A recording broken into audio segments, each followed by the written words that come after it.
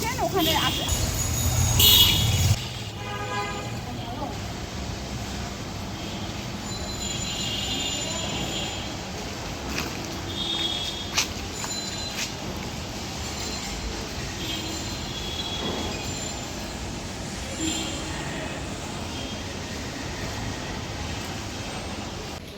বাচ্চা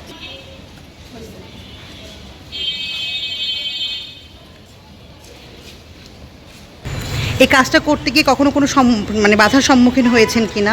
হ্যাঁ, অনেক অনেক অনেক বাধার সম্মুখীন হয়েছে আমার। মেনলি কারা সমস্যাগুলি করে?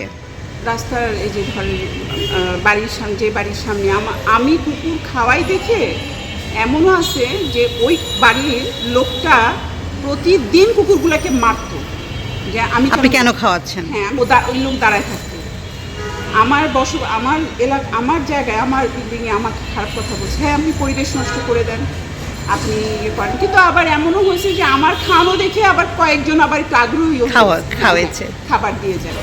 আপনি সবার উদ্দেশ্যে কোনো কিছু বলতে চান কিনা আপু? আমি বলতে চাই যে পশু পাখিগুলোর উপরে প্রত্যেকের মায়া থাকে, প্রত্যেকের একটা দরদ থাকে। যদি না খাওয়াতে পারে খাওয়ানোর দরকার, কিন্তু ওদেরকে ব্যথা না দেয়, ওদেরকে কষ্ট না দেয়। ওরা সারাক্ষণ, আমার কোরআন শরীফে আছে, ও সারাক্ষণ এই প্রাণীগুলো, আমরা আল্লাহকে অত মনে করি না, এরা কিন্তু সারাক্ষণ জিকির করে। এই কুকুর, বিড়াল, পাখি, গাছের পাতা, পিঁপড়া, এরা কিন্তু সারাক্ষণ আল্লাহর জিকির করে।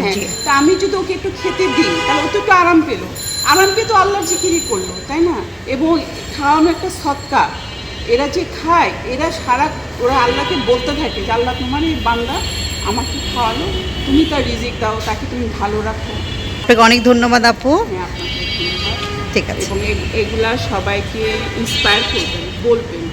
ইনশাআল্লাহ। বাচ্চাদেরকে ছোটবেলা থেকে এগুলোর প্রতি আগ্রহ থাকে, তাহলে বাচ্চারা স্বার্থপর হয় না, নিষ্ঠুর হয় না।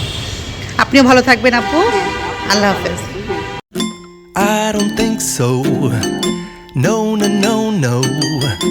I don't